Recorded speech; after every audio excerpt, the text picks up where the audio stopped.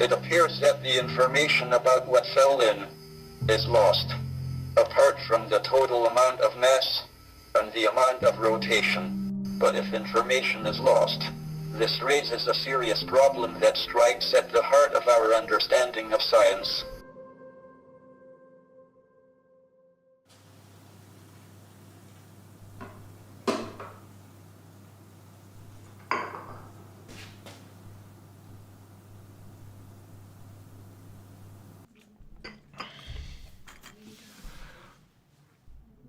Today, everyone knows there are strange objects in space where anything that falls in is gone forever. Black holes. Indeed, it is believed that any object that falls into a black hole disappears without a trace, with no way back. Entire stars can vanish in black holes, let alone planets like ours, which could easily be swallowed up along with all the knowledge humanity has ever accumulated. Of course, that's a hypothetical scenario. But let's suppose it happened. What would become of all the information humanity has gathered? As solutions to Einstein's equations show, a black hole is described by only 3 parameters, regardless of what falls into it: mass, angular momentum, and charge. So, all of humanity's exabytes of information vanish, and we are left with only 3 numbers. Yet, the laws of conservation tell us that if the full description of a system is known at a given moment, then its past can be reconstructed and its future predicted. The information about the system is not lost. But with a black hole, we can no longer restore anything. All we are left with are those 3 numbers. So, where does the information disappear? Where did the whole of the Bagel that fell into the black hole disappear? Is it even possible to fall into a black hole? And how to make sure that our planet, along with the Sun and all mankind, never gets into it?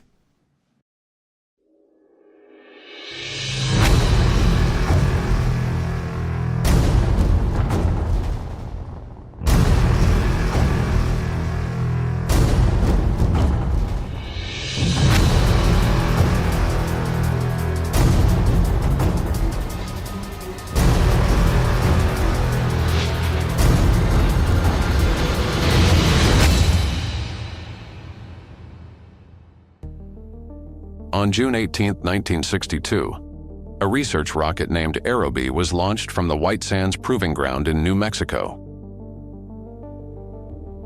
It was an American 2-stage suborbital rocket designed for experiments in the upper layers of the atmosphere. The scientific payload of this rocket consisted of Geiger-Miller gas counters with thin beryllium windows for detecting X-ray radiation in the wavelength range from 2 to 8 angstroms. After launch, before reaching its apogee, protective shutters opened, and the detectors began scanning the sky in spiral stripes as the rocket rotated. The data was transmitted to Earth in real time. This flight marked the beginning of X-ray astronomy. The initiator of this research was the American physicist Riccardo Giacconi. Giacconi and his team set an ambitious goal: to create a map of the entire sky in X-rays. Launches of these rockets continued until the late 1960s. Even from the earliest flights, scientists detected a bright X-ray source as well as diffuse background radiation. In 1964, 8 more sources were identified, including a strong one known as Cygnus X-1. Its nature was unclear. Perhaps it was a hypothetical black hole that had previously existed only in theory? Unfortunately, the Aerobee's suborbital flight lasted less than 6 minutes, which did not allow for detailed study. Scientists around the world debated fiercely about the nature of the newly discovered X-ray sources. The arguments grew so intense that they even led to a famous bet. In 1974, two outstanding physicists, Stephen Hawking and Kip Thorne, made a wager. Hawking argued that Cygnus X-1 was not a black hole, while Thorne insisted that it was. To resolve these debates, precise measurements were needed, something only a true space-based observatory could achieve. And just a little earlier, before the entertaining dispute between scientists, a turning event in the development of space astronomy took place, which later helped in solving the problem. Namely December 12, 1970, when the satellite Uhuru was launched from the San Marco offshore platform near the coast of Kenya, aboard a Scout launch vehicle. Its launch was timed to coincide with Kenya's Independence Day, and the satellite's name, Uhuru, means freedom in Swahili. From that day, the world had its first dedicated X-ray space observatory. Uhuru operated in orbit for 3 full years. Despite weighing only 140 kilograms, it opened an entirely new chapter in the exploration of space. During its mission, the satellite surveyed the entire sky in X-rays, creating catalogs containing hundreds of sources. Special attention was given to Cygnus X-1. The satellite recorded rapid variations in X-ray intensity, indicating that the source must be extremely compact, no more than about 100,000 kilometers in size. This is far too small for an ordinary star, but exactly what would be expected for a black hole. Using two methods, measurements of companion star oscillations and observations of the X-ray variability, scientists confirmed that the second object in the Cygnus X-1 binary system is invisible through optical telescopes. It reveals itself only through its gravitational influence and its X-ray emission. These are the defining signs of a black hole. This made Cygnus X-1 the strongest candidate to become the first widely recognized black hole. Only in 1990 did Stephen Hawking admit his defeat and paid Kip Thorne the agreed prize, a 1-year subscription to Penthouse magazine. The term black hole first appeared in print in 1964, thanks to Anne Ewing, a science journalist from Science Newsletter. In an article titled "Black Holes in Space," she firstly used the term in popular science. At that time, scientists called such objects as frozen stars or gravitationally collapsed objects, but those expressions were awkward. The name black hole became officially accepted in 1967. During a lecture at the Goddard Institute for Space Studies in New York, the American theoretical physicist John Wheeler, known for his talent in crafting vivid and memorable scientific language, expressed a desire to use a shorter and more apt name instead of fixed stars. According to one account, someone in the audience called out, "How about black hole?" Wheeler liked the suggestion, and from then on, the term entered scientific vocabulary.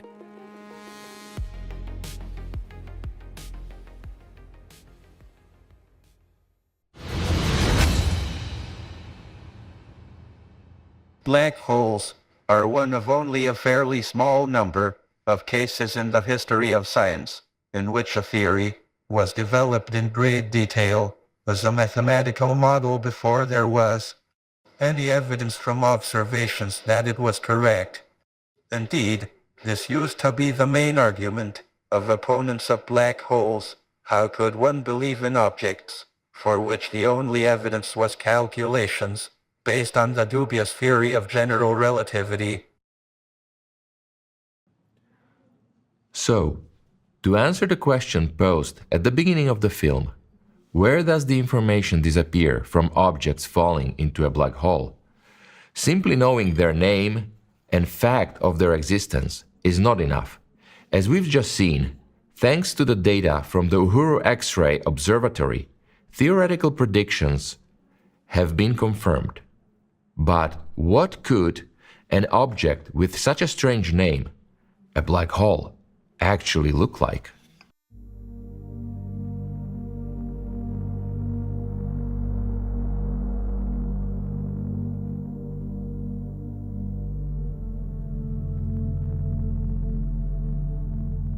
The first image of a black hole was created in 1978 by the French astrophysicist Jean-Pierre Luminet. He modeled the gravitational field of a hypothetical black hole and its accretion disk.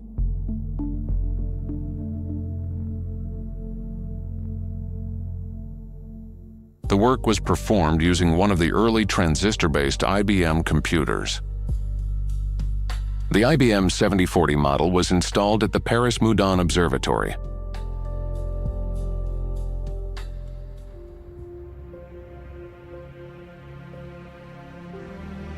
Where Luminet worked as an astrophysicist and researcher.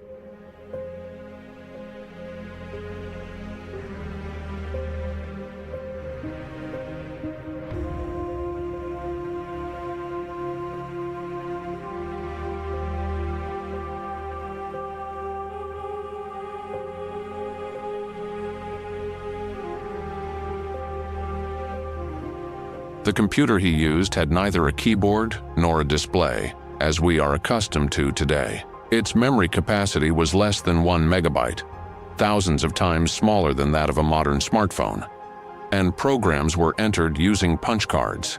Luminet wrote code that calculated the trajectories of light rays and the intensity of radiation emitted by the accretion disk. The results of his calculations were printed as columns of numbers. Based on these printouts, Luminet manually created the world's first visual representation of a black hole, transferring the numerical data onto paper, dot by dot using ink and a rapidograph technical drawing pen. I finished the whole thing over 2 evenings. I drew around 10,000 black dots with a density proportional to the light flux. In other words, I took what was originally a negative and turned it into a positive image and published it. So it was a black and white image, because in fact it was what we call a bolometric image.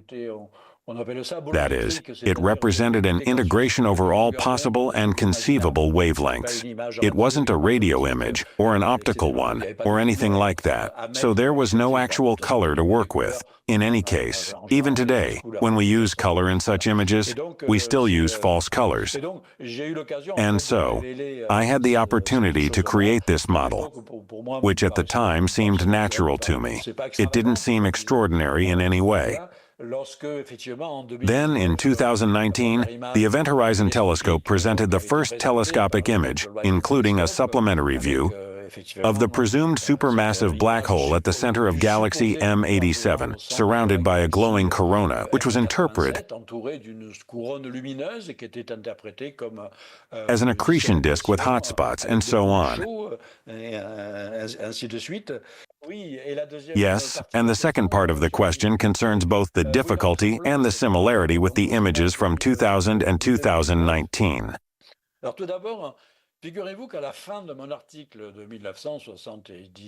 First of all, you may recall that at the end of my 1979 paper, in the final sentence, I wrote that this was, of course, a theoretical calculation,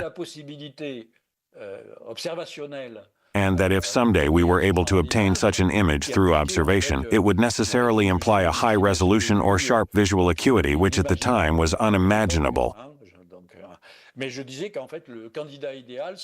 And I also mentioned that the ideal object would be a supermassive black hole, the existence of which had just begun to be suspected at the very center of the galaxy M87. I never imagined this could happen within my lifetime, let alone that M87 would actually be the first. Why? Simply because M87 contains a supermassive black hole whose mass is 5 to 6 billion times that of the Sun. And in terms of its apparent size in the sky, it is the largest, or rather the least small in the sky. Its projection on the sky is roughly equivalent to the size of a €1 coin placed on the surface of the Moon. At the time, I didn't yet know that radio wave observations made it possible to perform what's known as interferometry. That is, to link radio telescopes located in different parts of the world and use them in a mode called Very Long Baseline Interferometry, VLBI, effectively creating the equivalent of a single radio telescope the size of the entire network. And it was only much later that I learned that already in the 2000s, dozens of researchers from around the world, some of whom had been partly inspired by my 1978 to 1979 paper, began to ask a bold question: could a global network be created which they named the Event Horizon Telescope? The event horizon is the technical term for the surface of a black hole, to achieve extremely high resolution in the radio band at a precisely defined wavelength. The goal: to reach the capability to observe something as small as a coin placed on the surface of the moon while observing it from Earth. There were only two black holes suitable for this kind of observation, Messier 87, and the other is the black hole believed to be at the center of our own galaxy. Although when I wrote my article, this second one wasn't yet being discussed. The idea of observing it only emerged in the 1990s. It's much less massive, but also much closer, and those two factors balance each other out. So in terms of its apparent size against the background of the sky, it ends up occupying roughly the same angular size. The Event Horizon Telescope was created specifically to observe these two black holes. They were finally observed in 2017. So the first image, after numerical simulations and extremely complex data analysis, showed the black hole in Messier 87. And 2 years later, since it was somewhat more complex, an image was also obtained of the galactic black hole Sagittarius A star. So now we have two reconstructions. It's important to note that when we talk about telescope images, listeners or viewers might picture something like the beautiful photographs captured by the James Webb Space Telescope. But in this case, we're dealing with extremely complex reconstructions based on massive amounts of data. We're talking about petabytes of information collected by each radio telescope in the network data that must be integrated using advanced computational algorithms. There are several possible image reconstructions, and these are compared with theoretical models, like the ones I created 40 years ago, but now far more sophisticated, with many more parameters and powered by supercomputers. What we ultimately get is the so-called photograph of a black hole, which in reality isn't a true photograph at all, but a reconstruction. And in conclusion, I won't go on too long, but regarding this match, indeed, when we first saw those images, I said, yes, we've reached the Luminay's calculations. This is incredible.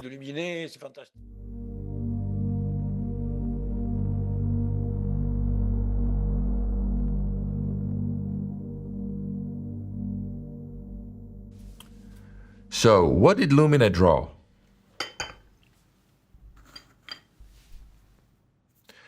We obtain data about celestial objects from the radiation they emit. Unlike stars, black holes emit nothing. Well, almost nothing. They absorb. After the launch of the space-based X-ray observatory by Professor Gianconi's team, it was discovered that X-ray sources are components of binary star systems. In these stellar pairs, alongside the X-ray source, there is an ordinary optical star. This star loses matter, which falls onto a compact object. The infalling matter gathers into a disk, rapidly rotating around the object like a satellite. This disk emits energy. It is precisely this disk that allows us to detect the otherwise invisible compact object, a black hole. Most of this energy is emitted in the X-ray range. This region, where the matter spiraling into the black hole rotates, is what Lumina depicted in his visualization. In other words, this region is called the accretion zone. This is the very image often used in popular science magazines when discussing black holes. But what does all this have to do with a planet falling into a black hole, along with all its bagels, bakers, and wheat fields? Philosophical Transactions of the Royal Society of London is the oldest scientific journal in the world, first published in 1665. Its pages have featured the works of Isaac Newton, Robert Hooke, Antony van Leeuwenhoek, Charles Darwin, and many other great scientists.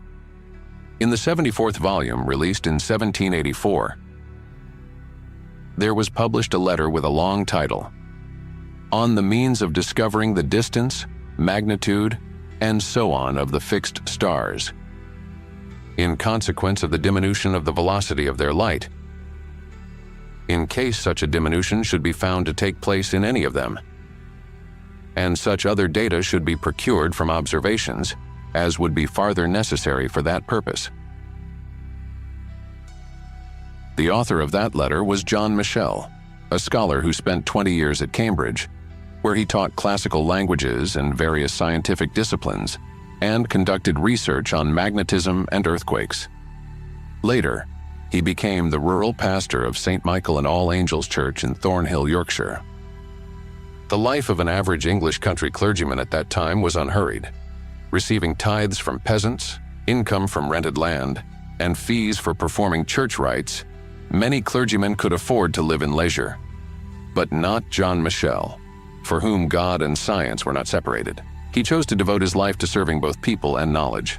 He also studied binary stars, built a torsion balance, and conducted magnetic research. But his most important contribution was the prediction of the existence of dark stars. Michell calculated that if the radius of a sphere with the density of the Sun were 500 times greater than the radius of the Sun, then the escape velocity from its surface would be equal to or greater than the speed of light. In that case, all the light emitted by such a body would be drawn back to it by its own gravity. Such a star would be invisible to a distant observer. Michell called these objects dark stars. This was the first known prediction of what we now call black holes. 131 years after Michell's publication, on December 2, 1915, an article titled Die Feldgleichungen der Gravitation, The Field Equations of Gravitation, Proceedings of the Prussian Academy of Sciences. The author was Albert Einstein. The article represented the culmination of his intellectual journey. It contained the very field equations that form the core of the general theory of relativity. Their essence can be expressed as follows: mass and energy curve spacetime, and this curvature is what we perceive as gravity. In the publication, Einstein demonstrated how his new theory elegantly explained the observed precession of Mercury's perihelion, a long-standing mystery unresolved by Newtonian physics. However, the equations themselves were extraordinarily complex, a system of 10 non-linear partial differential equations. Einstein believed that an exact solution was unlikely to be found in the near future, and he relied on approximate methods in his own calculations. Meanwhile, World War I was underway. After early advances on the Eastern Front and the capture of Vilna, the 10th Army, in which artillery officer Karl Schwarzschild served, became bogged down in brutal fighting. Long months of trench warfare followed, and the artillerymen sometimes had idle hours. During this time, Schwarzschild came across the issue of the proceedings that contained Einstein's article. Being an exceptional astrophysicist and working under the harsh conditions of war, Schwarzschild accomplished in just a few weeks what Einstein himself had considered nearly impossible for the foreseeable future. He found the first exact solution to the gravitational field equations around a spherical mass. This was not merely a result, but a genuine scientific breakthrough, giving the new theory its first concrete mathematical form. On December 22, 1915, Schwarzschild sent his solution to Einstein. In his letter from the front, he wrote, "As you see, war has been kind to me, allowing me, despite the heavy artillery fire nearby, to take this walk into the land of your ideas. Einstein was deeply impressed, as Schwarzschild's solution provided an exact form of the equations that Einstein himself had only been solving approximately, including for the precession of Mercury's orbit. In his reply of January 9, 1916, Einstein wrote, "I have read your paper with the greatest interest." He personally presented Schwarzschild's paper on the gravitational field of a point mass in Einstein's theory at a meeting of the Prussian Academy of Sciences in January 1916. This was the first exact solution to Einstein's equations describing the gravitational field around a single spherical object, a star or planet. It showed that for any mass there exists a critical radius, now known as the Schwarzschild radius. This radius marks a boundary of no return, later called the event horizon. If an object is compressed below this radius, its gravitational pull becomes so strong that nothing, not even light, can escape. Thus, Michell imagined that light, like a stone thrown upward, tries to escape a gravitational well, but lacks the necessary speed. Schwarzschild demonstrated that beyond this boundary, the very direction outwards ceases to exist. The radius calculated by John Michell 131 years earlier, and the Schwarzschild radius derived from Einstein's equations turn out to be identical, expressed by the same formula. This is how the mathematical birth of the concept of the black hole occurred.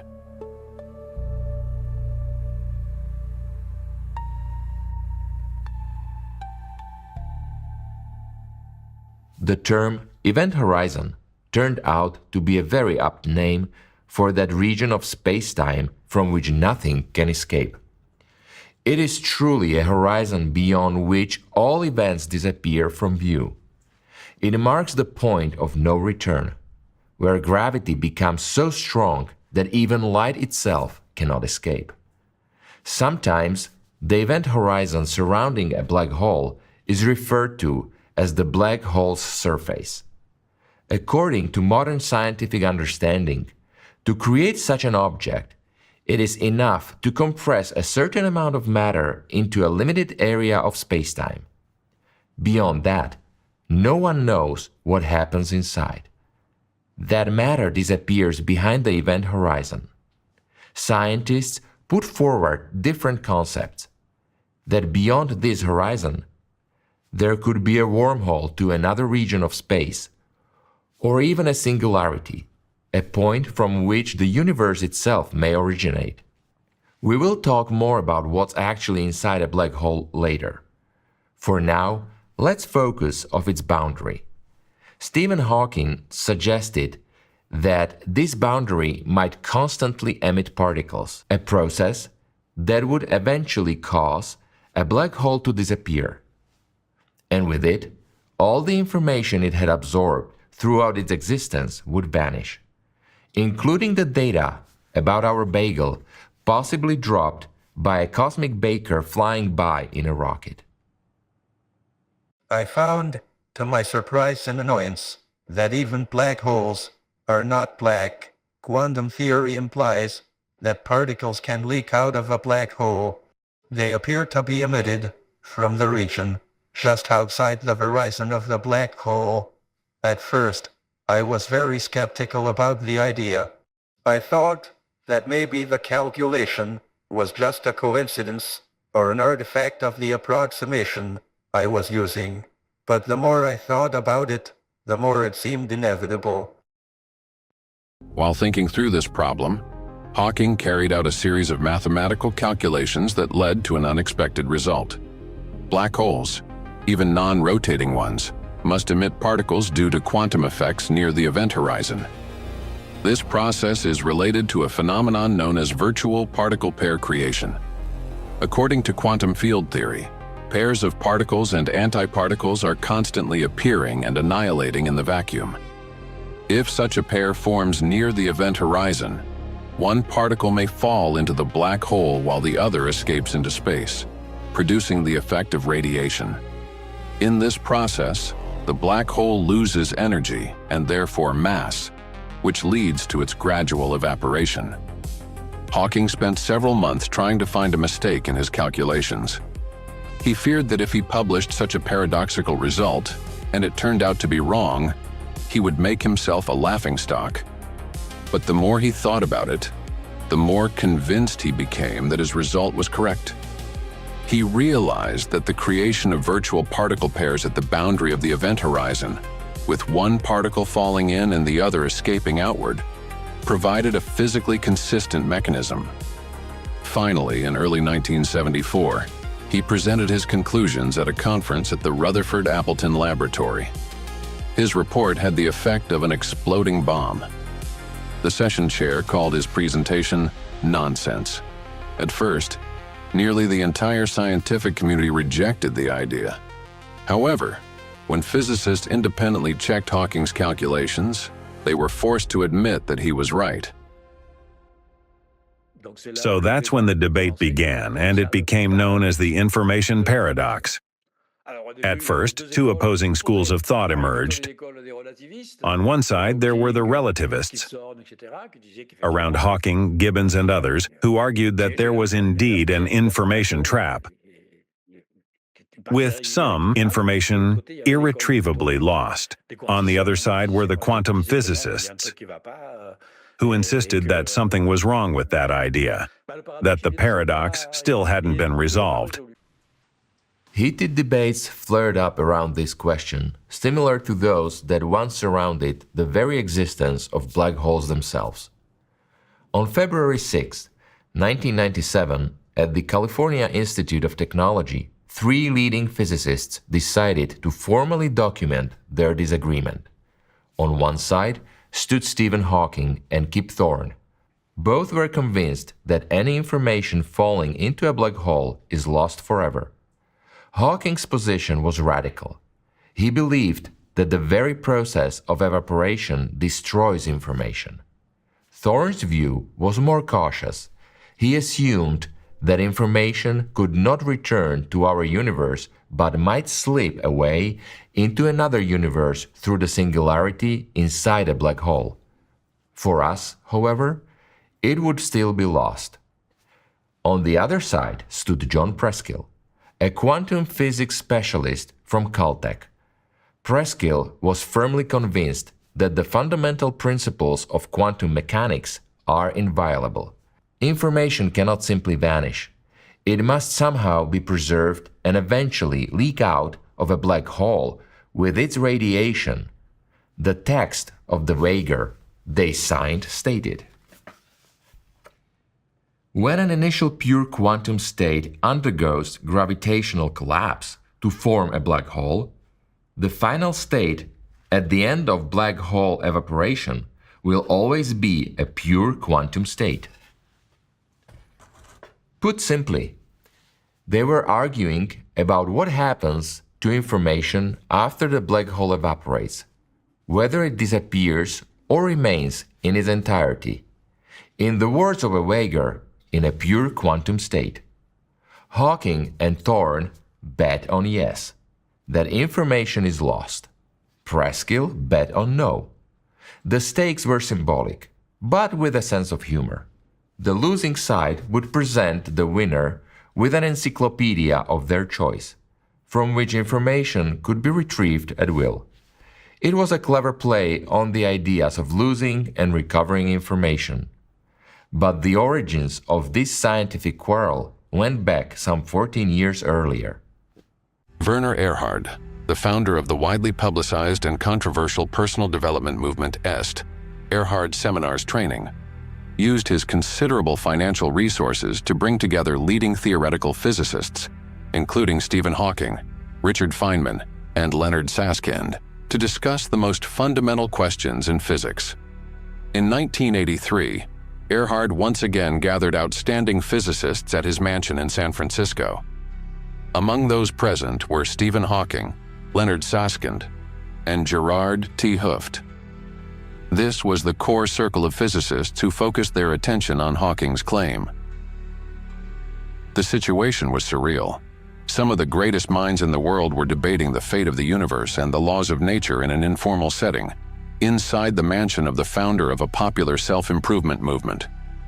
It was at this meeting that Stephen Hawking, backed by mathematical derivation, fully formulated and presented his position that information inside black holes is irretrievably destroyed. Hawking was absolutely confident that he was right. He presented his calculations and, from his perspective, had mathematically demonstrated that information is lost. He left the gathering essentially declaring victory over one of the foundational principles of quantum mechanics. Leonard Susskind and Gerard T. Hooft were deeply troubled. Intuitively, and based on core principles of physics, they were convinced that Hawking was wrong, because the destruction of information would undermine the very foundation of quantum theory. However, they could not immediately identify the flaw in his complex reasoning. They left Erhard's mansion perplexed, but determined to prove that Hawking was mistaken. The meeting did not resolve the paradox. On the contrary, it thrust it before the physics community in its full severity. The participants had encountered a direct contradiction between two pillars of modern physics: general relativity as interpreted by Hawking, and the principles of quantum mechanics. While the greatest minds of our time ponder the question whether or not information can exist forever, another, no less important question has remained behind the scene. How is information stored in the cosmos? If we can answer that, we will gain a better understanding of what happens to information near a black hole, and perhaps even uncover answers to questions we have not yet thought to ask. In the December 7th, 2021 issue of the Astrophysical Journal Letters, an international team of researchers published unprecedentedly high-resolution radio images obtained in the microwave range. These images revealed in detail the structure of the jet emerging from the core of the elliptical galaxy M87, located about 55 million light-years from Earth. The length of this jet was found to be nearly 3,300 light-years. For comparison, the radius of the solar system is only about 0.002 light-years. What made this study of the M87 jet unique was that the researchers succeeded in mapping the three-dimensional structure of its magnetic field. It turned out that the jet's magnetic field forms a helical pattern strikingly reminiscent of the double helix of DNA. Astronomers believe that if such a phenomenon occurs in M87, then similar magnetic structures should exist in jets of other galaxies throughout the universe. Magnetic fields are capable of preserving information about past events, explosions, jet flows, mergers, as if recording a trace in time. It is even possible that such spiral structures play a role in transferring information to newly forming stars.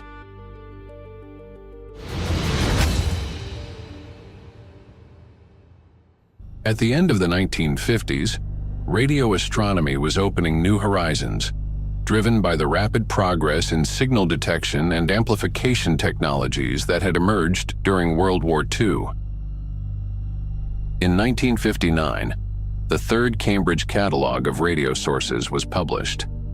One of the objects listed in this catalog posed a mystery worthy of Sherlock Holmes. This was 3C48, a source of unusually powerful radio emission whose spectrum did not match that of any known stars or galaxies. What was the nature of this object? This puzzle marked the beginning of one of the most significant astronomical discoveries of the 20th century. One of the leading researchers in this effort was Martin Ryle, an outstanding British physicist. His scientific career began in 1939. After graduating from Oxford, when he joined the Telecommunications Research Establishment, TRE, the main British center for radar and radio navigation research during and after World War II. During the war, Ryle worked in the Electronic Countermeasures Division. developing systems to interfere with German radar installations such as the Würzburg, used for directing anti-aircraft artillery. This experience later became foundational for his work in radio astronomy. After the war, in 1945, Ryle returned to the University of Cambridge and led a radio astronomy group at the Cavendish Laboratory, beginning a systematic hunt for cosmic radio sources. 10 years later, his group published the second Cambridge catalog, 2C, based on observations at 81.5 megahertz using a radio interferometer. However, the catalog had significant drawbacks.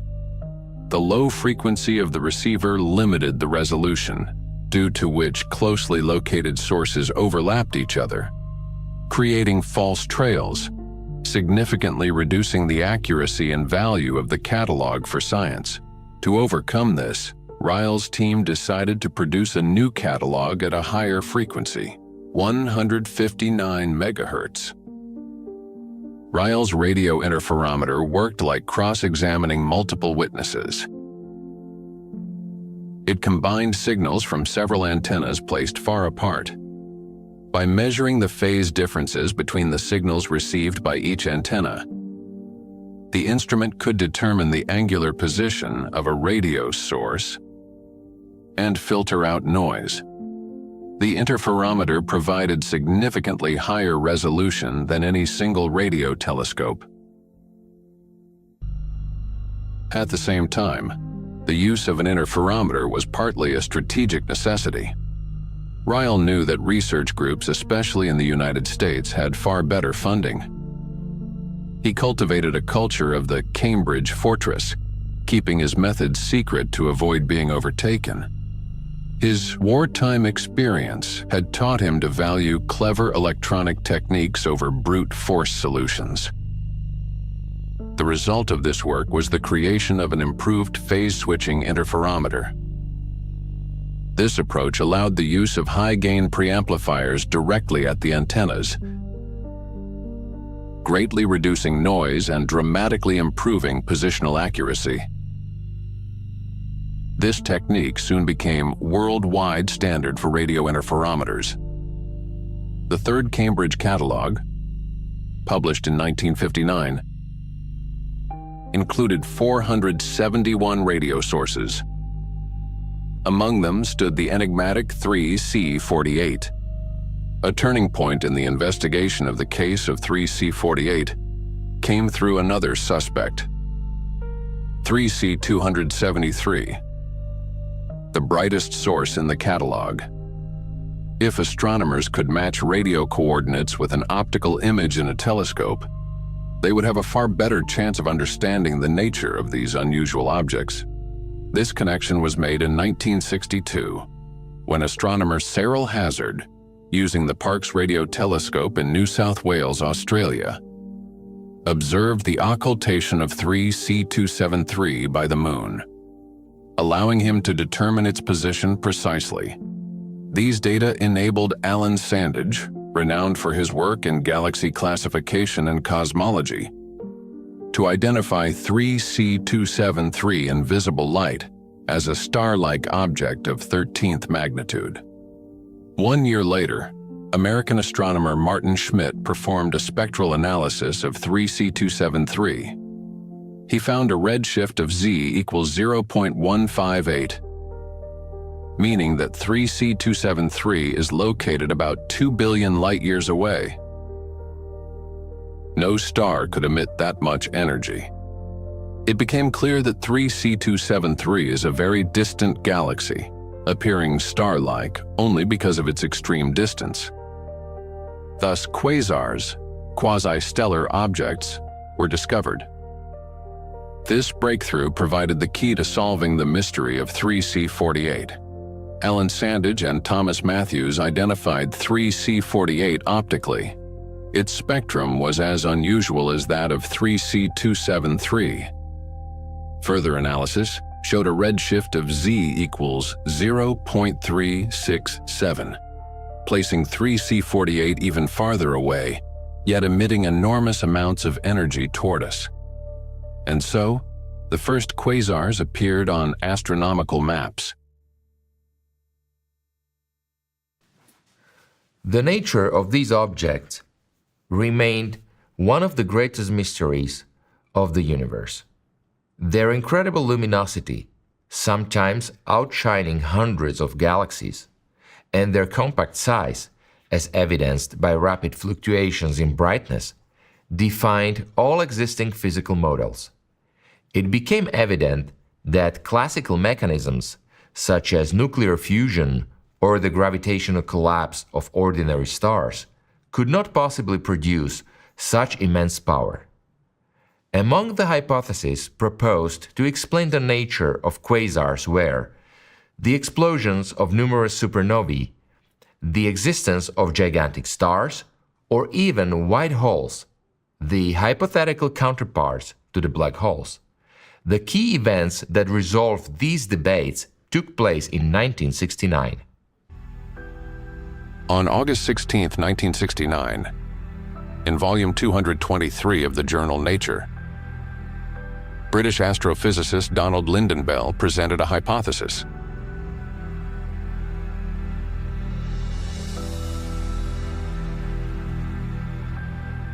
In his analysis, Lynden-Bell demonstrated that the source of the enormous energy output of quasars is supermassive black holes located at the centers of galaxies.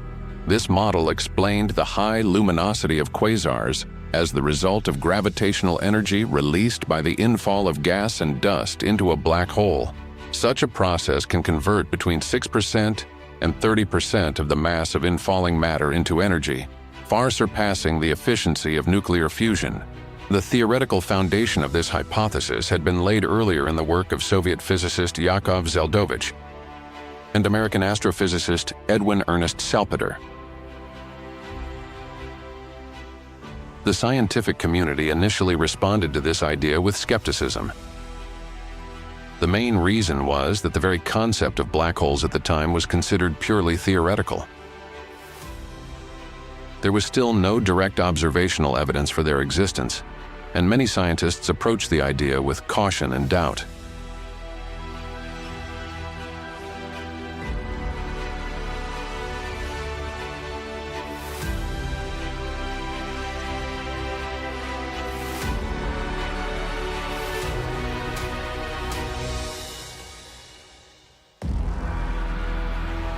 So, in the 70s and 80s, people realized there were energetic, violent phenomena happening in the center of galaxies, some galaxies, not all.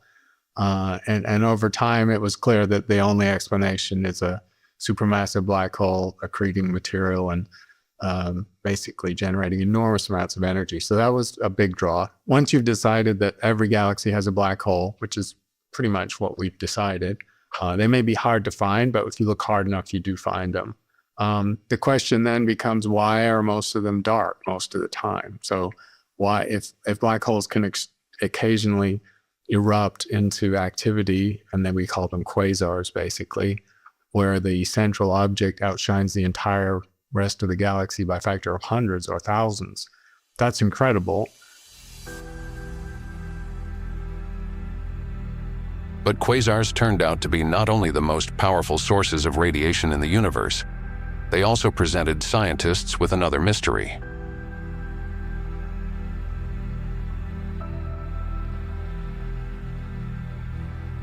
The oldest quasar known today is UHZ-1, discovered in 2023. According to a study published in Nature Astronomy, UHZ-1 has a redshift of Z equals 10.1, which means that the light from this quasar has traveled 13.72 billion years to reach Earth. Meanwhile, the age of the universe is estimated to be 13.8 billion years. This implies that UHZ-1 appeared almost immediately after the Big Bang. Scientists are now confronted with a fundamental question: how could supermassive black holes have formed so quickly? current cosmological models fail to explain how these objects could have grown so rapidly and accumulated matter on this scale.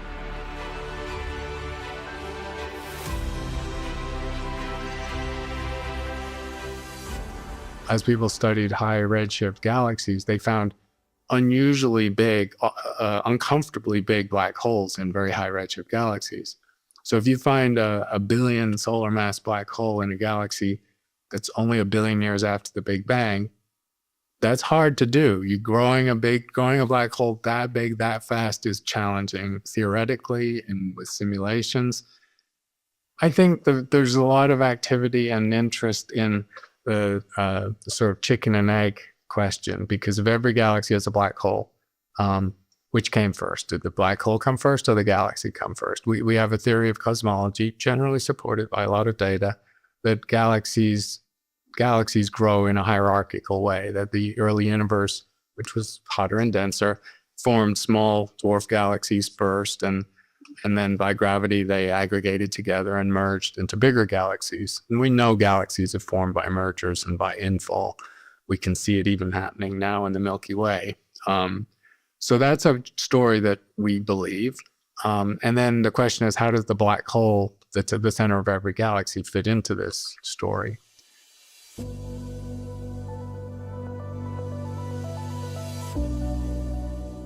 Having identified that the energy source of quasars is black holes, science has in turn given rise to another mystery. According to current data, the mass of quasars ranges from millions to billions of solar masses. But there's yet another mystery surrounding supermassive black holes believed to reside at the center of galaxies, and their masses are also in the millions to billions of solar masses. Existing theories propose that black holes form from collapsing stars. The most massive star known to us, R136A1, has a mass of about 200 solar masses. If it were to collapse into a black hole, its mass would be no more than approximately 150 solar masses. Compared to what we observe in galactic centers, that would make it a mere microbe, a speck of dust. Yet somehow, this tiny black hole would have to grow from 150 solar masses to 1 million, or even 10 billion. The problem is, we don't observe any of the in-between stages. Just like in biology, where we don't find transitional species that should be preserved in Earth's geological layers. All known animal and plant species appear before us in fully formed states. Similarly, in space, we observe stellar mass black holes and supermassive giants in the centers of the galaxies, but no in-between stages. In modern astrophysics, it is known as intermediate black hole problem.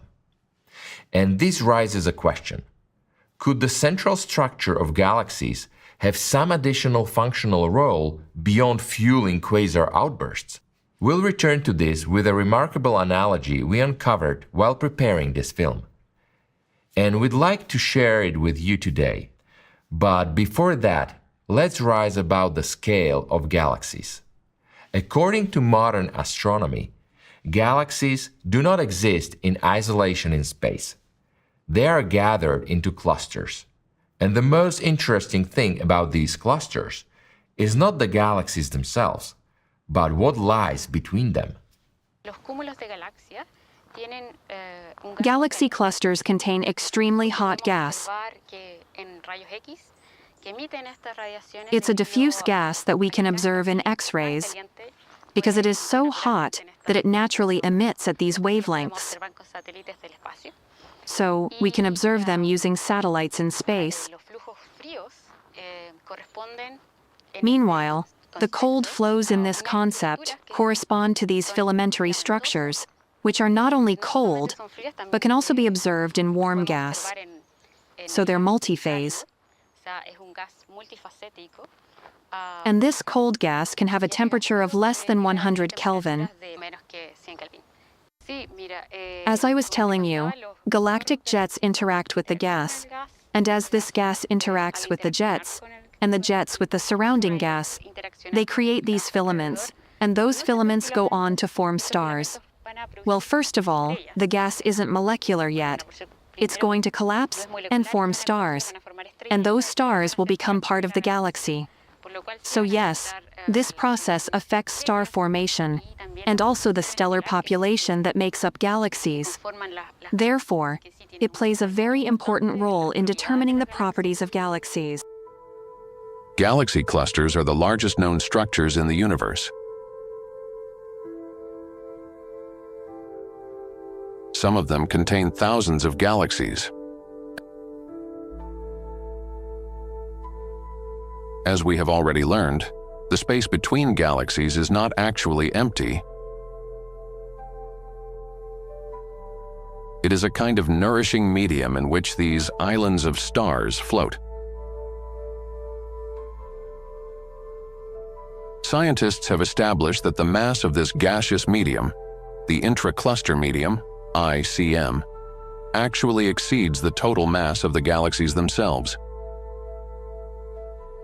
The intracluster medium is a vast volume of extremely rarefied yet incredibly hot plasma that fills the space between galaxies within a cluster. At first glance, it may seem like just gas, but it is something far more complex and mysterious.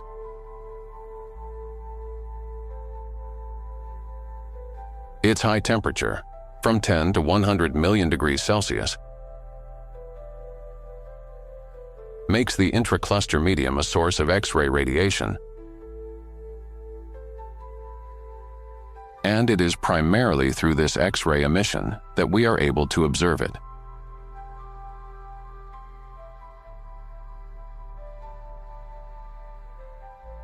Valeria Olivares, an astrophysicist and assistant professor at the University of Santiago,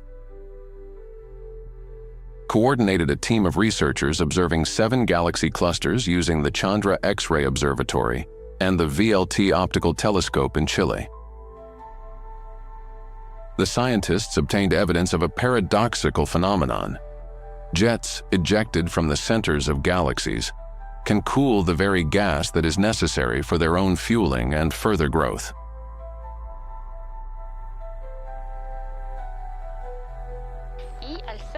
At the center of these clusters is a special galaxy known as the brightest cluster galaxy. It is the most luminous, massive, and active galaxy, and it hosts a supermassive black hole in an active state. So, it is capable of creating a feedback loop by producing jets.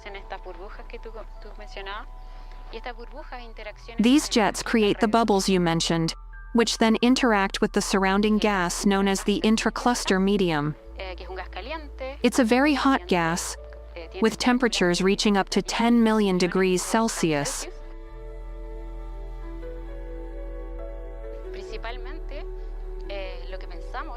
Basically, we believe that magnetic fields help maintain the elongated, filamentary structure of these filaments. More importantly, they prevent these filaments, which contain very dense and very cold molecular clouds, from collapsing and forming a large number of stars. So they help to prevent excessive star formation. Molecular interstellar clouds are vast, cold, and dense regions composed primarily of molecular hydrogen. These enormous cosmic structures are the very cradles of star formation, the main engines driving stellar birth across the universe. This raises a question: how is it possible that magnetic fields within molecular clouds prevent star formation? It's a paradox, because according to modern science, the primary role of these clouds is to form stars. But if somehow the environment within them is being deliberately maintained in a state that artificially suppresses star formation, Perhaps this phenomenon has a meaning. While working on this film, we stumbled upon a fascinating analogy. Incredibly, the role of the intracluster medium turned out to closely resemble the role of the extracellular matrix in the human body. It's truly remarkable how similar these phenomena are.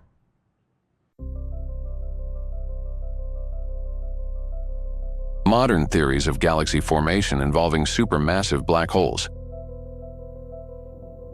together with the informational holographic principle, allow for the possibility that the central object of a galaxy, traditionally considered a supermassive black hole, may actually perform entirely different functions.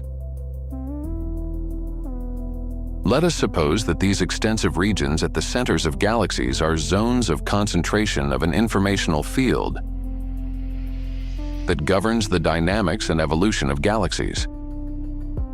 Within the framework of this hypothesis, the foundation of any galaxy is an informational field in which the galaxy already exists in its fully formed state, and its material manifestation is only a matter of time. The informational field resembles the phantom image observed in Kirlian photography, where the outline of a leaf remains visible even after part of it has been cut away. In the same way, a salamander can regenerate its tail, and cellular tissues can regenerate in any living organism. However, salamanders possess unique biological conditions that allow this regeneration. These conditions arise because the wound surface in salamanders releases a special substance analogous to the extracellular matrix. It is the presence of this matrix that attracts stem cells to the injury site. But how do stem cells know what to become? Muscle, blood vessel, or something else? Research has shown that the specialization of stem cells within the extracellular matrix depends on the matrix's density, which in turn is influenced by the informational phantom. Thus, the matrix acts as a mediator between informational structures and material structures. According to this hypothesis, similar processes occur in the formation of galaxies. The informational field already contains a blueprint of what the galaxy will become. In this cosmic analogy, the interstellar medium corresponds to the extracellular matrix, and the intracluster medium plays the role of stem cells, from which stars, planets, and other structures form according to the given informational matrix.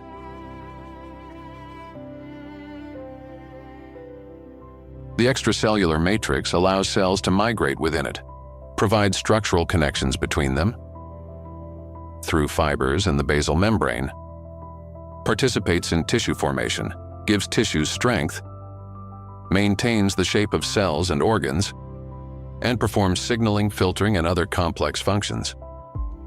In living organisms, it performs the same role that interstellar matter performs in space. Moreover, if we examine the structure of the human spine, we can see a direct analogy between certain galaxies and the intervertebral disc. The disc, in its shape and mysterious origins, resembles a lenticular galaxy, which also takes the form of a biconvex lens. Such a comparison may lead to profound implications, for the forces that shaped lenticular galaxies are as mysterious and poorly understood as the forces that gave rise to living organisms. In embryology, there is the concept of mesenchyme, an embryonic tissue composed of loosely arranged cells immersed in a network of proteins and fluid known as the extracellular matrix. Mesenchyme gives rise to most of the body's connective tissues: skeleton, bone and cartilage, blood, and the structures of the vascular and lymphatic systems. Mesenchyme is characterized by low structural organization.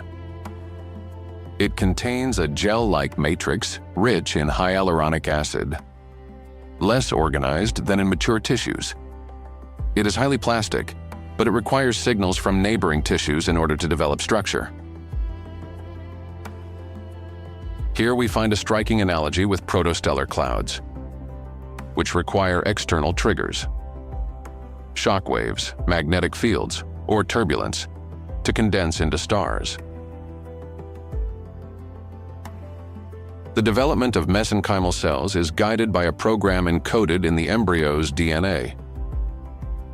Likewise, in space, where the function of DNA can be performed by spiral magnetic fields found in a jet ejected from the core of the galaxy M87. And here is what is most intriguing. Fragments of the notochord, the precursor of the vertebral column, persist only in the gel-like nucleus pulposus of the intervertebral discs. Perhaps, by analogy, the centers of galaxies do not contain black holes at all, but rather a kind of primordial informational program that binds together the entire fabric of the universe.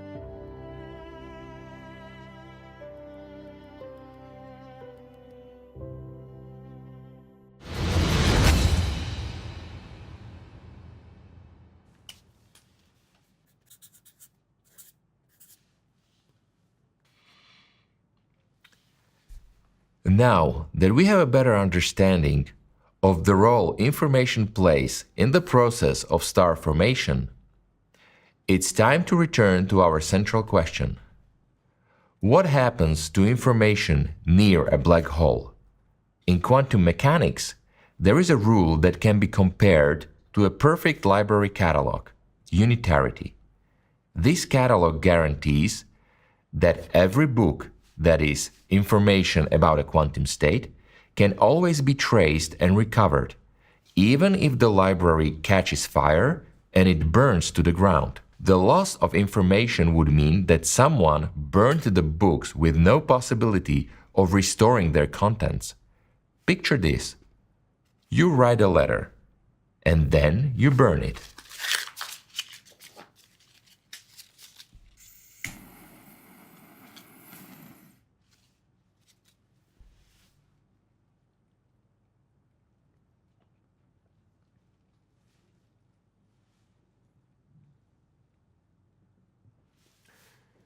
In everyday terms, the ashes certainly won't reveal what was written in the letter. In other words, the information it contained seems lost forever. In quantum physics, the ashes must retain information about the letter, encoded with them in such a way that the original message can, in principle, be reconstructed if you know how. The loss of information in a black hole would be analogous to the ashes containing no trace of the letter whatsoever.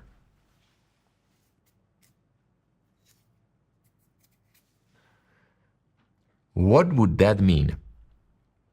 A system where information exists today but vanishes tomorrow becomes completely unpredictable. And here's the critical reason why information cannot simply disappear.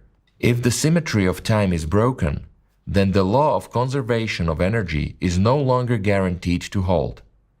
In other words, if the universe can forget information, then it might just as easily forget how much energy it had. Such cosmic forgetfulness would allow energy to vanish into nothing or appear out of nowhere. That is why physicists defend the principle of information conservation so fiercely, because abandoning it would tear apart the very foundations of science, and with them, our ability to understand and model the universe through the laws of physics. We were very suspicious of Stephen's claim, but for a while we weren't sure why. What's so bad about losing a bit of information inside a black hole? Then it dawned on us, losing information is the same as generating entropy, and generating entropy means generating heat. Together with another colleague, Michael Peskin, we made an estimate based on Stephen's theory. We found that if Stephen was right, empty space would heat up to 1,000 billion degrees in a tiny fraction of a second.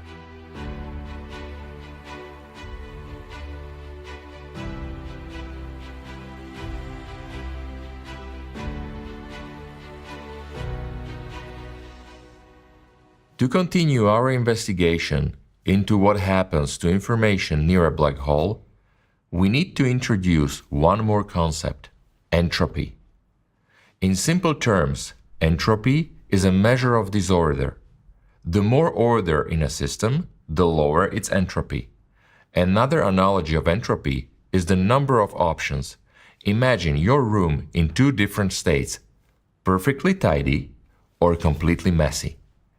There are only a few ways things can be arranged for a room to look neat. That's low entropy.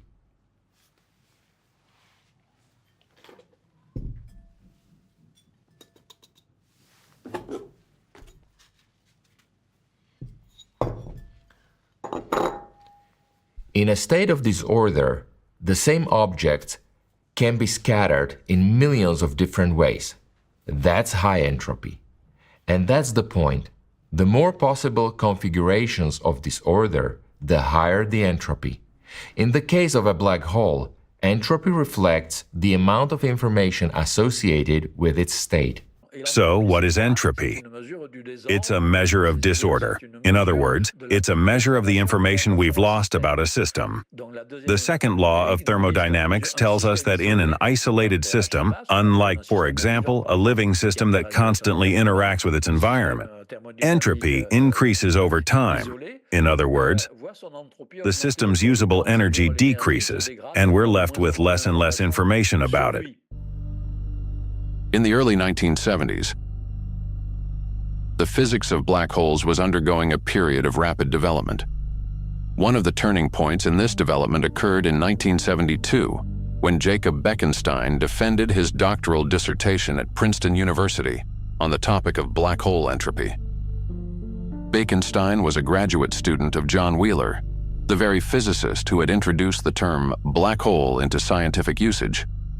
Wheeler was skeptical about his student's research topic because the concept of entropy implied that black holes could have temperature and possibly radiate, which at the time seemed absurd.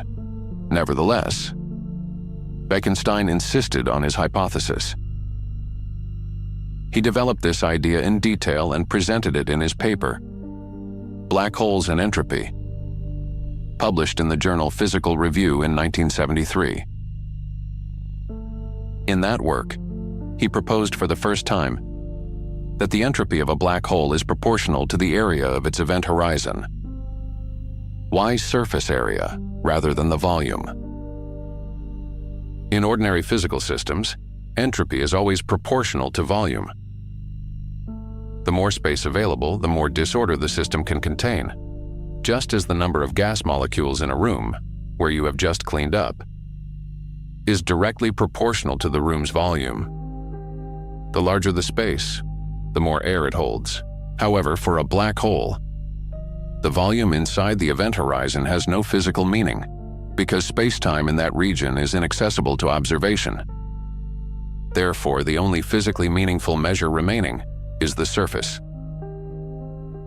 Bekenstein's idea that all information about the contents of a black hole is encoded on its surface laid the foundation for the holographic principle and radically changed understanding of black holes, linking them to thermodynamics and quantum information theory. Thus, the question of information preservation became central.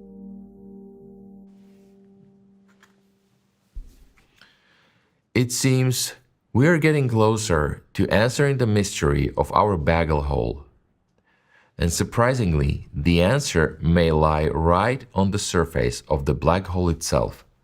More precisely, on the part depicted by the physicist Jean-Pierre Luminet in his famous computer rendering back in 1978. So, what do we actually know about it today? What we're seeing is not, in fact, the full accretion disk as I calculated it back in 1978. Rather, it's a finer and somewhat mysterious structure known as the photon ring. The photon ring is essentially a sequence, a cluster of secondary, tertiary, and even higher order images.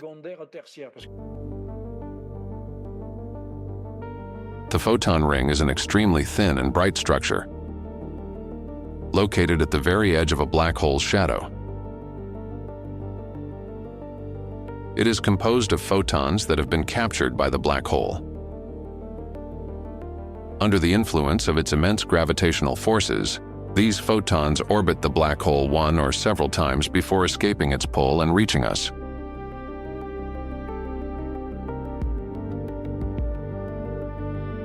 In May 2022, a team of scientists, Shahar Hadar, Daniel Kapes, Alexandru Lupsaska, and Andrew Strominger, studied the photon ring of the M87 black hole.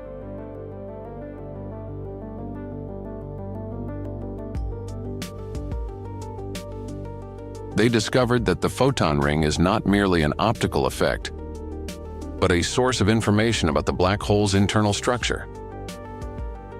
This information is encoded in the properties and trajectories of the photons. In fact, the photon ring of the black hole, M87, is a hologram that contains all the information about its inner structure. Since the light forming the ring travels close to the event horizon, where that information is encoded. Thus, the study provided experimental support for the ideas of black hole entropy, first introduced in Jacob Bekenstein's dissertation, and later developed into the holographic principle by Gerard 't Hooft. This principle asserts that all the information contained within a three-dimensional volume of a black hole can be encoded on its two-dimensional event horizon surface. Leonard Susskind further expanded upon these ideas in his article, The World as a Hologram. Here then is the conclusion that 't Hooft and I had reached. The three-dimensional world of ordinary experience is the universe filled with galaxies, stars, planets, houses, boulders, and people, is a hologram, an image of reality coded on a distant two-dimensional surface. This new law of physics, known as the holographic principle, asserts that everything inside a region of space can be described by bits of information restricted to the boundary.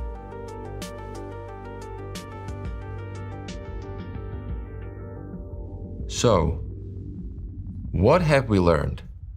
Most likely, if a passing baker were to drop a bagel into a black hole, all the information about it would end up on the surface of the black hole as a two-dimensional hologram smeared across its entire surface.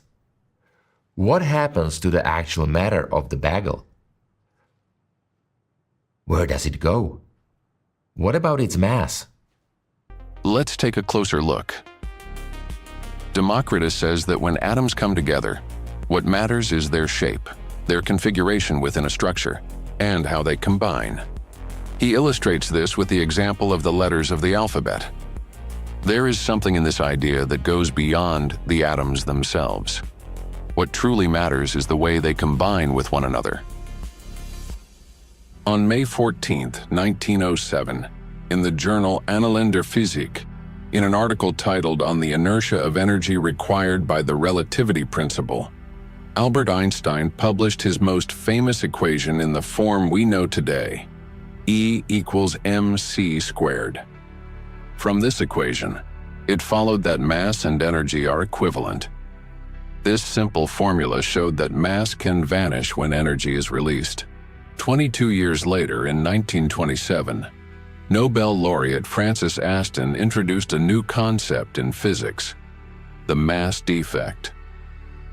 The essence of the mass defect is that the mass of a body does not depend on the number of its constituent particles, but rather on how these particles are bound together. In other words, the mass of an object resides in the bonds between the particles that make it up. When these bonds are broken, the energy that once held them together is released. The residents of Hiroshima and Nagasaki experienced firsthand what the mass defect means in practice. One can only hope that such a tragedy will never happen again, and that all scientific discoveries will serve solely for the benefit of humankind.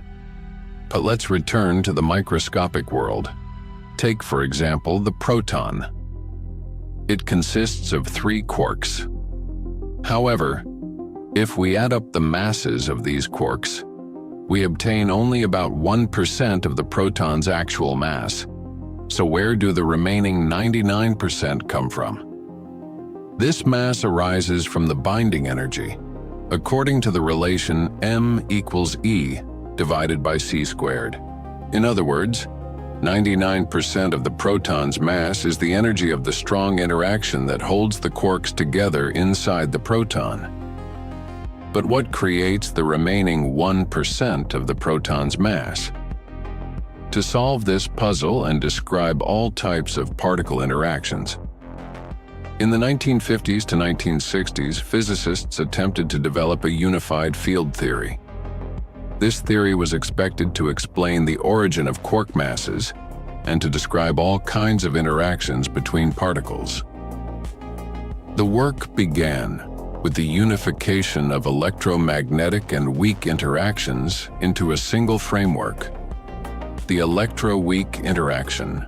However, the electroweak theory worked perfectly only if the particles involved were massless.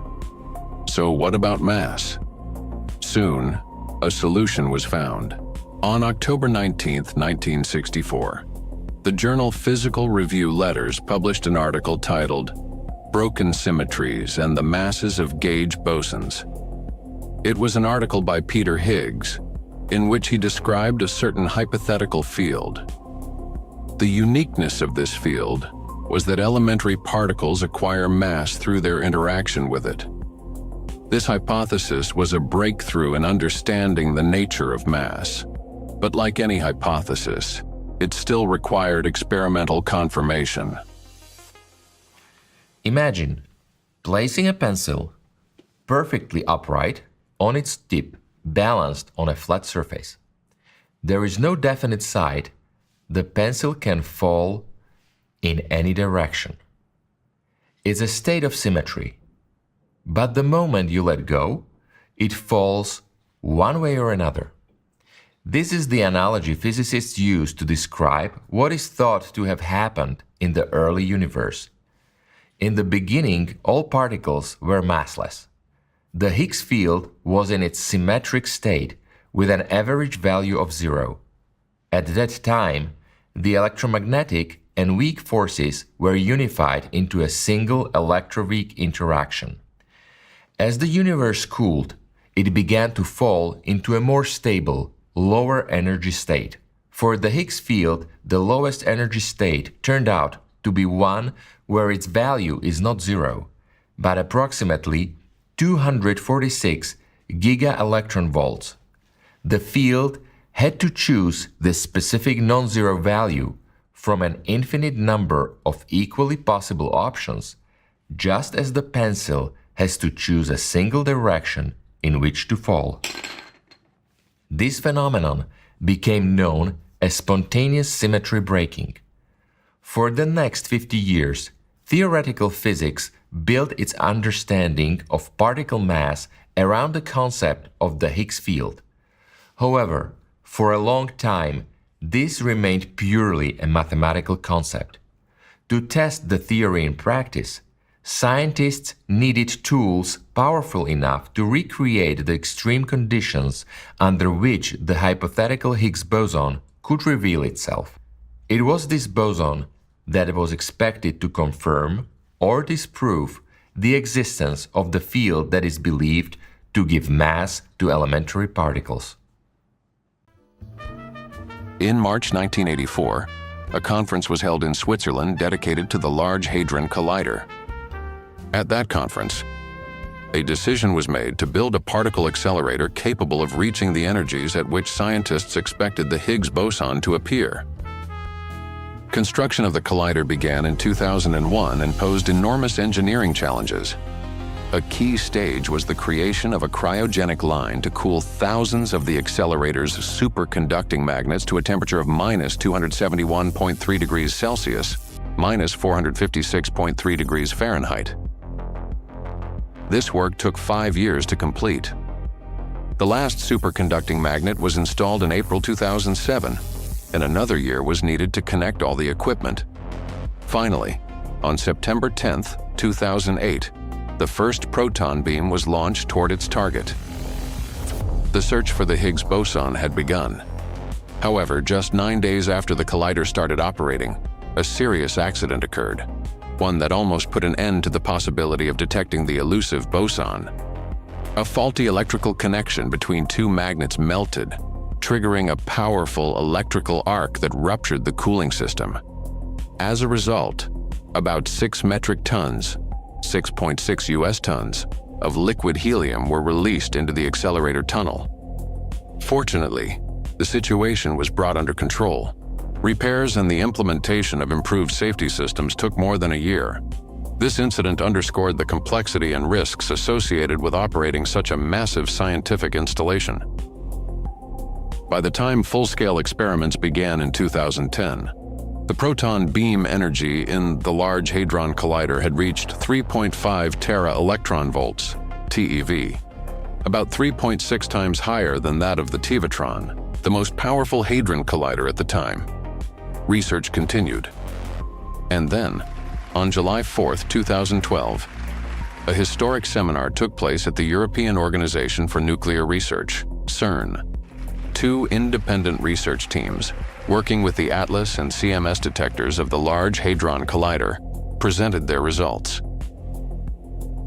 Both groups announced the discovery of a new particle whose properties matched those predicted for the Higgs boson, first theorized by Peter Higgs 48 years earlier. The discovery suggested with a certain degree of probability that the Higgs field, which endows particles with mass, does exist. What did CERN physicists actually see? According to modern science, every elementary particle corresponds to its own field. The particles are local excitations of those fields, or as physicists say, resonances. For example, a photon corresponds to the electromagnetic field. An electron corresponds to the electron field, known in physics as fermionic or spinor field. Likewise, the Higgs field should have its own associated particle, its own resonance. The paradox of what happened on July 4, 2012, when the discovery of the Higgs boson was officially announced, is this. Physicists did not actually observe the boson itself as a distinct particle of the excited field. What was actually detected was a surge of energy, one that matched the theoretical predictions. While studying the data from the Large Hadron Collider, a particular fact caught our attention. To detect a single Higgs boson, approximately 10 billion collisions are required. That seems strange. According to theory, the Higgs field permeates all of space in the universe. So how is it possible that detecting this boson requires 10 billion collisions? 10 billion! This was not the last question raised by the phenomenon known as the Higgs boson. Here's something else that caught our attention. The phenomenon only appears under very specific conditions. It isn't detected directly, only through its decay products. Its lifetime is extremely short, about 10 to the power of minus 22 seconds. We analyzed each of these points carefully to gain a deeper understanding of what was actually discovered in the collider. Here are our conclusions. The phenomenon appears only under certain conditions. This suggests we are dealing with a localized state of the field, one that doesn't exist continuously. If the Higgs field is truly present everywhere, then the Higgs boson should be detected in every experiment. But the Large Hadron Collider detects it only once every 10 billion collisions. The phenomenon is not observed directly, but only through its decay products. What we see is not the object itself or its direct interaction, like with photons or electrons, but rather its trace, its imprint. It's like finding a pile of tiny ceramic shreds on the floor. All you can tell by looking at the pieces is that the object was made of ceramic, but you can't say for sure whether it was a plate, a cup, or a vase. Likewise, decay products alone can't definitely tell us what they originally formed when they were still together. This makes it one of the shortest lived entities known to science. Only the W and Z bosons, carriers of the weak nuclear force, and the top quark with lifetimes around 10 to the power of minus 25 seconds live even less. But the W and Z bosons have clear and well-defined decay channels. In the Higgs boson, decays are rare and diverse, and they occur at the background level, which makes it very difficult to detect. Taken together, these facts point to one conclusion. The Higgs boson is not exactly a particle in the usual sense. So what is it really?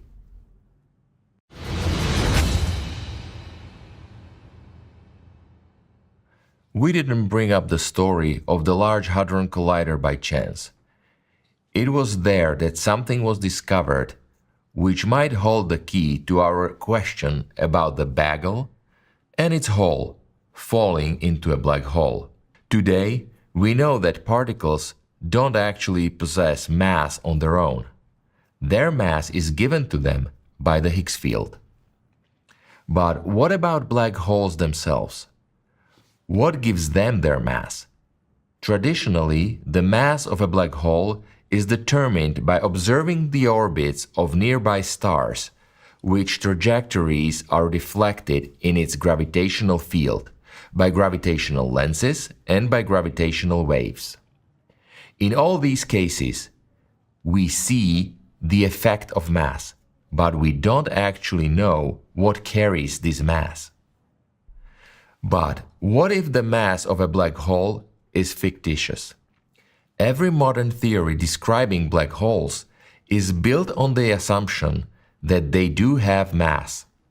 This assumption isn't questioned, since the gravitational field of a black hole clearly influences nearby objects. It's precisely this interaction that eventually convinced science that black holes must exist. But what if things aren't as we think? In trying to unravel the mysteries hidden within black holes, we came across a theory that offers a radical explanation for their mass, one that is based on a discovery made with the help of the Large Hadron Collider roughly 10 years ago. We have not, of course, observed black holes directly, but we have seen extremely energetic phenomena in distant galaxies, so intense that they can only be explained by the release of gravitational energy from black holes. From this, we've been able to estimate their mass. According to the modern understanding of quantum physics, no elementary particle possesses mass by itself.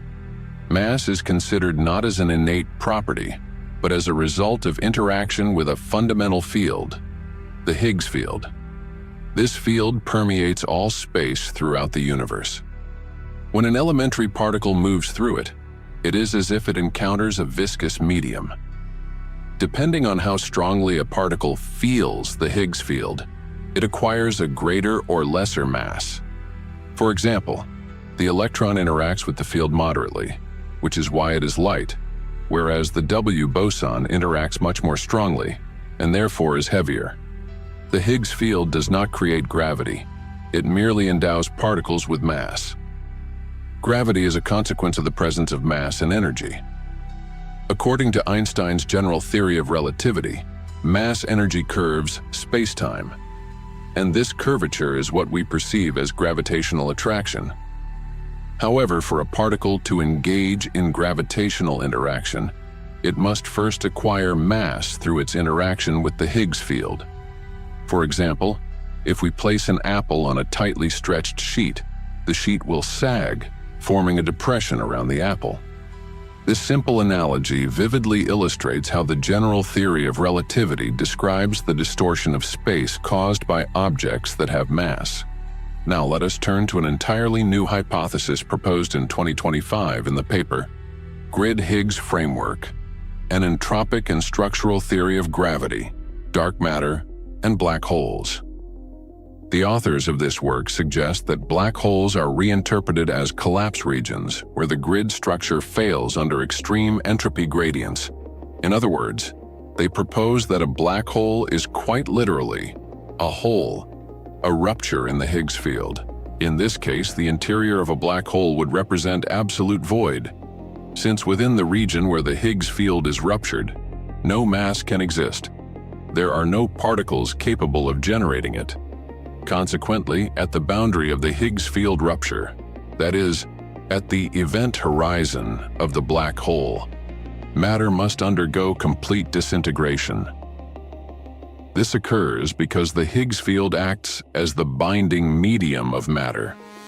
If the field ceases to exist in a given region, matter can no longer retain its familiar properties there.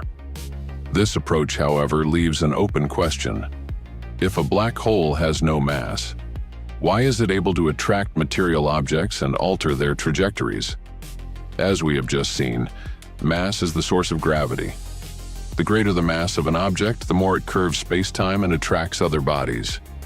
But objects acquire mass through their interaction with the Higgs field.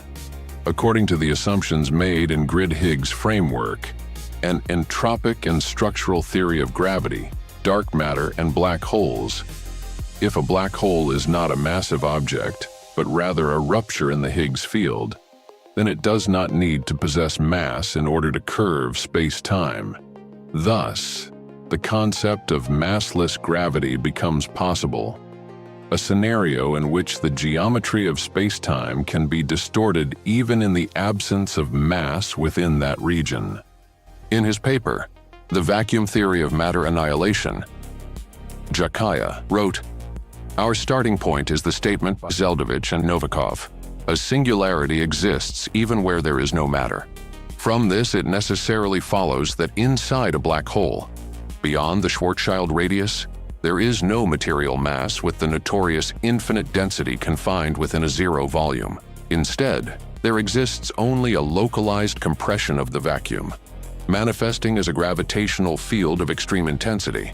In other words, when the radius becomes smaller than the gravitational radius, the property of curvature transforms into twist, and that is what constitutes a black hole." Space can be divided into tiny Planck-scale cells, resembling a three-dimensional chessboard. Each cell can store a single bit of information. A bit can be represented as a very simple particle. Each cell either contains a particle or it does not. One can also imagine these cells as a giant playing field for a game of tic-tac-toe. So, now we know almost everything about the adventures of our Bagel near a black hole. What remains is to figure out what happens to space itself. According to Einstein's general theory of relativity, space-time curves under the influence of mass and energy. This curvature is what we perceive as gravity. Near massive objects, such as stars and planets, this field compels objects to move along curved trajectories. In the case of black holes, Einstein's theory predicts the existence of a singularity, a region at the very center where the curvature of space-time becomes infinite. Beyond the event horizon, the very notion of outside simply ceases to exist. But what is space in and of itself?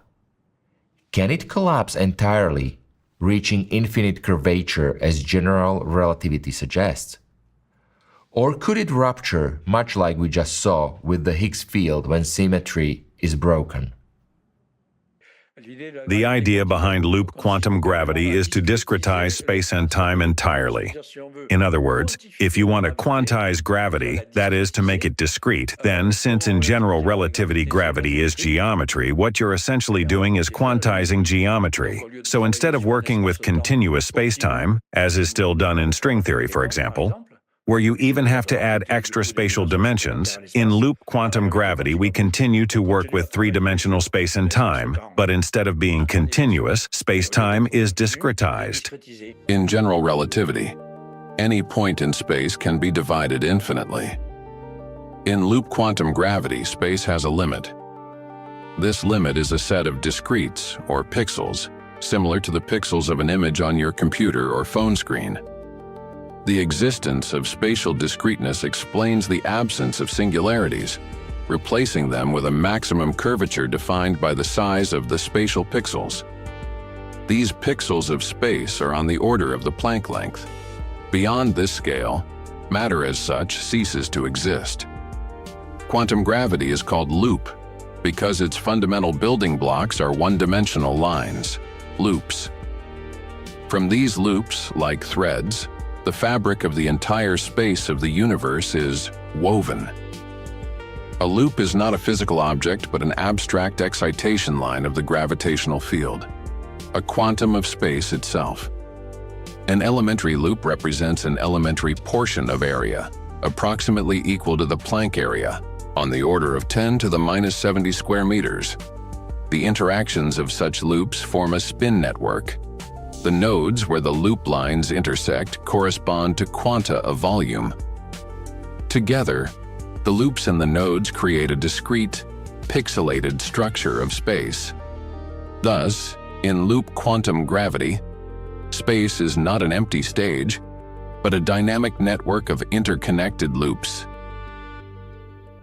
So there is the equivalent of elementary grains of space and possibly also of elementary grains of time, the equivalent of atoms of space and atoms of time.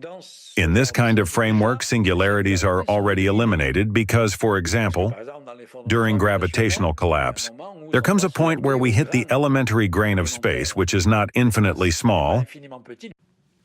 Let's take a step back and recap what we've discovered so far. We now know that the entire universe is filled with Planck scale cells, like the pixels on the screen you're watching this film on. We also know that a black hole is a truly unique object in our universe. Above all, it creates immense gravity. Yet, paradoxically, it has no mass of its own. It is believed that there's nothing inside a black hole, that everything takes place on its surface. The final step is to understand what happens to the matter that carries the information, and at last to solve the riddle of the Bagel's hole. This question is the central problem of modern physics. Hawking radiation, which causes black holes to evaporate, seems to be completely random and carries no information about what has fallen in. When a black hole disappears, the information about the swallowed matter would be lost forever. And that directly contradicts the laws of quantum mechanics, even though Stephen Hawking himself once defended this paradox. So, how can this contradiction be resolved? To address the problem of information preservation in a black hole, in 2012 a group of physicists, Ahmed Almhiri, Donald Merolf, Joseph Polchinski, and James Sully, this group is often referred to by the first letters of their surnames, AMPS, proposed the so-called firewall hypothesis. The scientists suggested a radical solution to the informational paradox, sacrificing one of the principles of quantum mechanics. The principle regarded as the least sacred cow to be set aside in favor of common sense was the principle of equivalence. The AMPS hypothesis states, instead of a smooth event horizon as predicted by general relativity, there exists a high-energy zone at the boundary of a black hole where quantum mechanics dominates, creating a barrier that destroys or transforms any matter falling onto it. In other words, any matter that reaches this horizon does not pass through it smoothly, as Einstein assumed, but instead instantly incinerates in this wall, turning into energy. Under such an approach, it can be assumed that the information associated with this matter may potentially be encoded in Hawking radiation, rather than disappearing. If this hypothesis is correct, then the role of black holes in the universe becomes clear.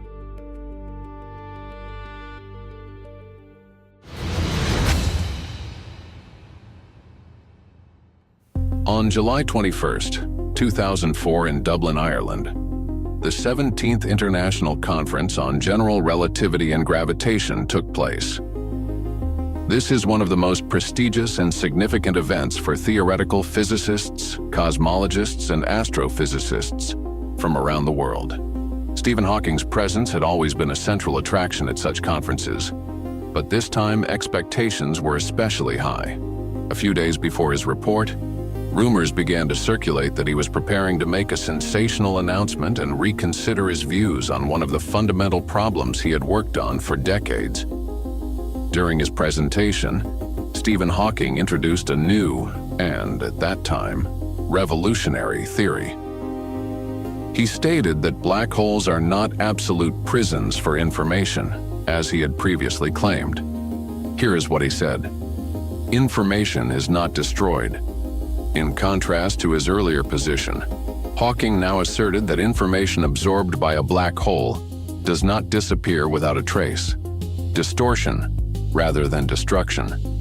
A black hole greatly distorts information, but ultimately, in the process of its evaporation through Hawking radiation, this information eventually returns to the universe, although in a strongly altered form. He then stated, I'm sorry to disappoint science fiction fans, but if information is preserved, there is no possibility of using black holes to travel to other universes.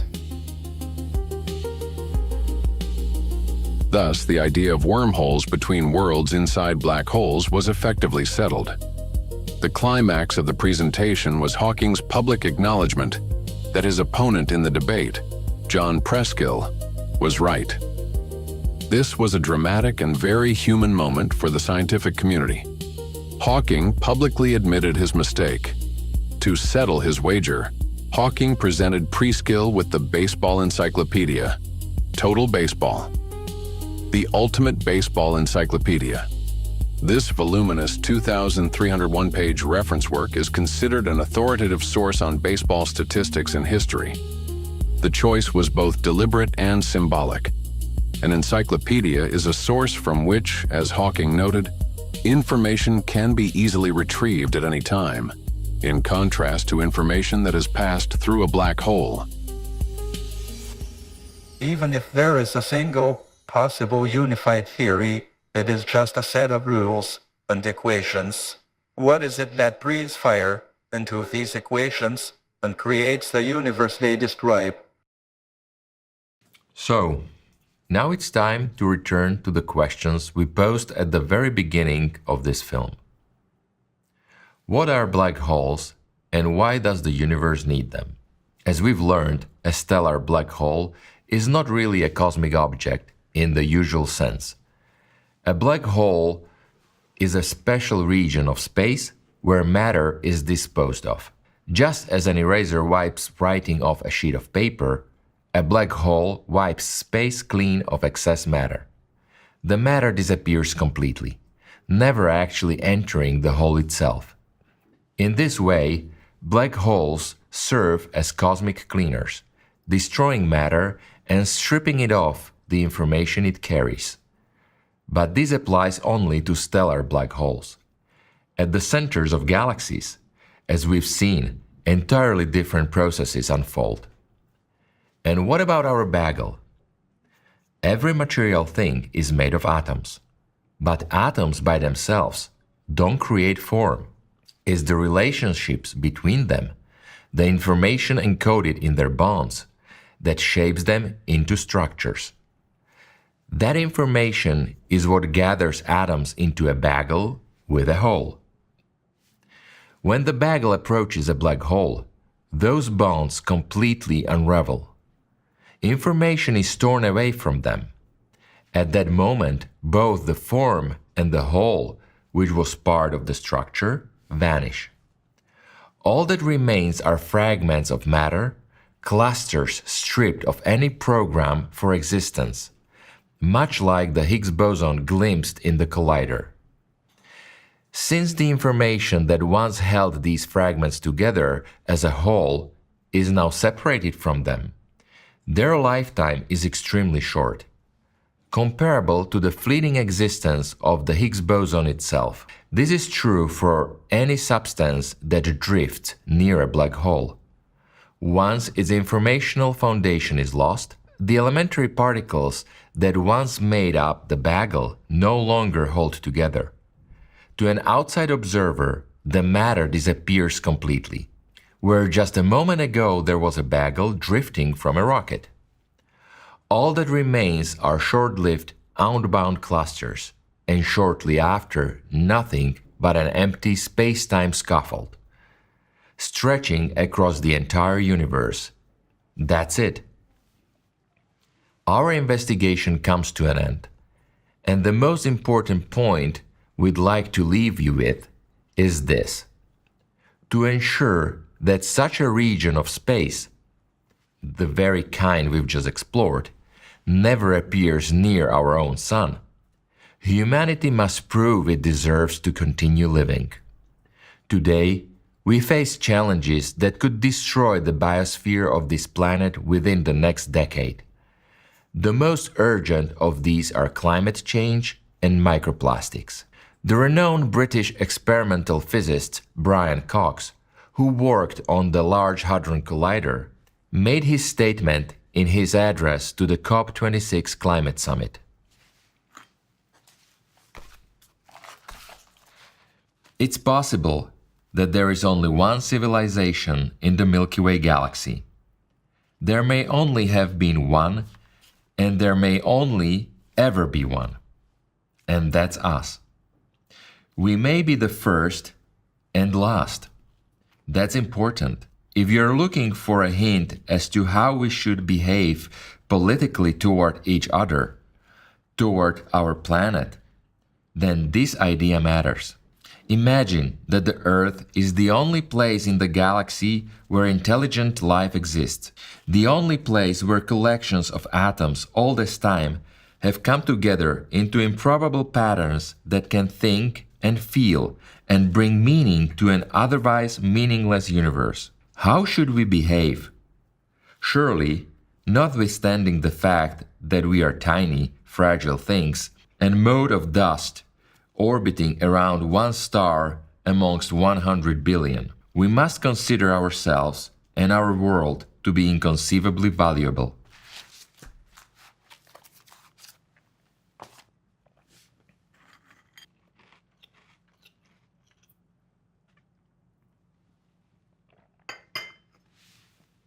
That's it.